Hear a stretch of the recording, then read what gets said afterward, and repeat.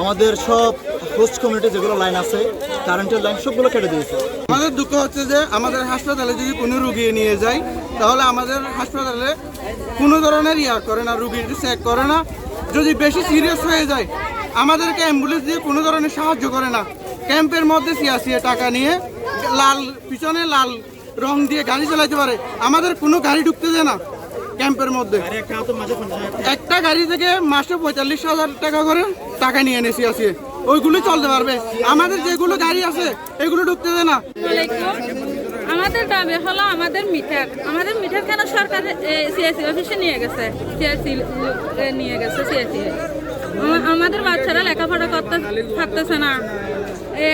আমাদের বাচ্চারা রাত্রের বেলা লেখাপড়া করতে পারতেছে না, সামনে পরীক্ষা, আমরা পানি খেতে পারতেছি না, আমাদের অন্ধকার, লাইট নাই, আলো নাই বাসায়। ওইখানে গাড়ি একটা নিয়ে আমরা তো যাইতে হবে। আমরা বাঙালি লোক যারা ক্যাম্পের ভিতর আছি এরা তো যাইতে হবে।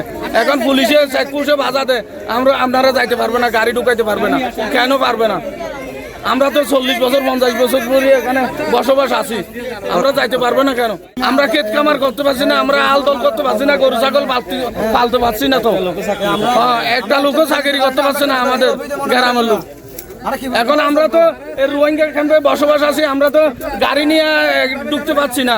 আমরা তো রাতের বেলা যাচ্ছি, আমরা গাড়ি যেতে পারবো না। তো আমাদের সময় শুদ্ধ চাষা আমার কোনো অবজেকশন ছাড়া আমার সব মিটার খালি লেগে গেছে। আমরা এখন পানি খাইতে পারি না, আমরা এখনো চলিতে পারি। আর অভাবে এটা আমরা কোনো অবজেকশন ছাড়া কোনো অনেকক্ষণ ইয়া ছাড়া আইন ছাড়া ইয়া ছাড়া কোনো ক্ষতি নকরি আর মিটার বাদে অনেকক্ষণ খালি লেগে গই। এটা আর বিশেষ তাই সরকারের কাছে আর এদেশের নাগরিক আর এদেশের বুড়ার এদেশের মানুষ তাহারাতে অনেকান নিরাপত্তা না পারি, রোহিঙ্গা বলে আর অনেকান নিরাপত্তা না পারি। আমাদের বিশেষ সমস্যা, আমাদের দাবি হলো সরকারের কাছে একটাই অনুরোধ, শুধু সরকারের কাছে শুধু একটাই অনুরোধ, আমাদের মিটার আমরা ফেরত চাই, আমাদের মিটার আমাদেরকে দিতে হবে, আমাদের বিদ্যুৎ চাই। আমাদের কারেন্টের লাইন কেটে দিচ্ছে, আমাদের থেকে এখন চাই, আমরা বাসায় পড়াশোনা করতে পারছি না, আমাদের আমরা ফেরত চাই, সবগুলো মিটার এখন আমাদের স্কুলের কারেন্ট নেই, আমরা ওগুলো ফেরত চাই। সামনে পরীক্ষা পড়া করতে পারতেছো না, আমরা কারেন্টের জন্য কষ্ট পাচ্ছি। অলরেডি সিএসি তাই বিদ্যুৎ কাটি দিছে, এখন আমরা পানি পাচ্ছি না।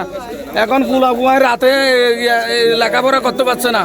এখন আমাদের সমস্যা, এটা লাগাই দিতে হবে, বিদ্যুৎ লাগাই দিতে হবে। রোহিঙ্গা নো আসার আগেও তো এটা আমাদের বিদ্যুৎ ছিল। হ্যাঁ, আমরা 40 বছর 50 বছর আমাদের দাদারা ওখানে বসবাস করছে। এখন রোহিঙ্গা ক্যাম্পের ভিতর পড়ে গেছে, আমরা আশ্রয় দিচ্ছি, ঠিক আছে, রোহিঙ্গাদের আমরা আশ্রয় দিছি।